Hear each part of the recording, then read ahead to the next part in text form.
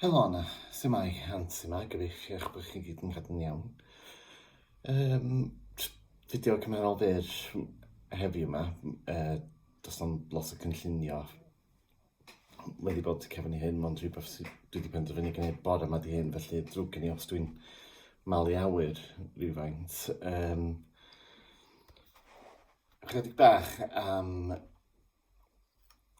fy hawliau i fel unigolyn yn Abal a faint dwi wedi gorfod brwydro ar gyfer yr hawliau hynny.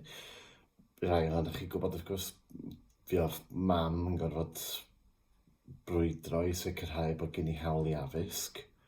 Felly dyna pam nes i cychwyn yr ysgol yn 6 mlwydd oed, yn hytrach na 5, oherwydd y frwydr cyfreithiol yma.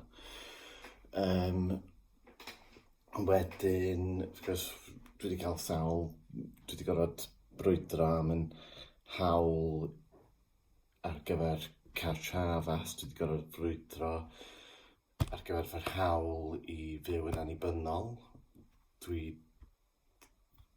wedi cael gymaint o brwydro ar y 33 mlynedd diwethaf yma. Tydi o jyst ddim yn ddoniol ynde, bod rhywun oherwydd bod nhw'n anabal yn gorfod brwydro am bob ddim. Ond yn benodol, nid yma i sôn am frwydro dwi lle, ond yma i sôn am hawliau, a wedyn y ffaith, oes mae gen i'r hawliau yma i gyd, bod sawl un wedi herio fy hawliau ar hyd y flynyddoedd. Ond mae yna un hawl sydd gen i, a phob unigolyn yn Abal arall, a phob unigolyn arall wedi dweud hynny, na fyddai byth yn gadael i rywun herio fi bod gen i'r hawl yma. Y hawl yna, wrth gwrs, ydy'r hawl i bleidleisio. Am y tro gyntaf erioed, dwi wedi danfon pleidlais bost fwy, a fi na wedi pleidleisio yn y cnawd, yn yr gorsaf pleidleisio pob tro. Mae yna etholiad wedi bod ers 2007, felly mi oedd hynny'n rhyfedd.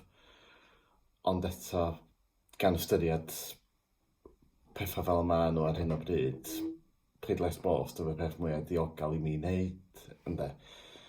Felly, ia, gen i,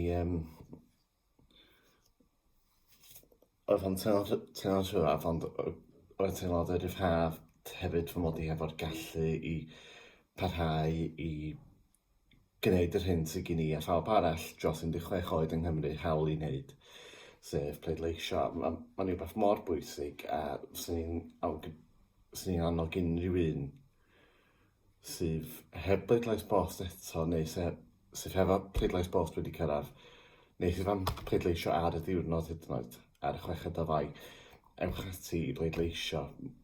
Dim pleidlais, dim llais, fel maen nhw'n dweud, ynde. Felly, ia, yn gryno, dyna'r oll o'n i eisiau deud heddiw yma. Felly, cadwch yn ddiogel, hwyl am y tro, a chofiwch pleidleisio ar y 6 o Fai. Neu trwy pleidlais bost, beth bynnag sy'n fwy diogel i chi. Hwyl am y tro.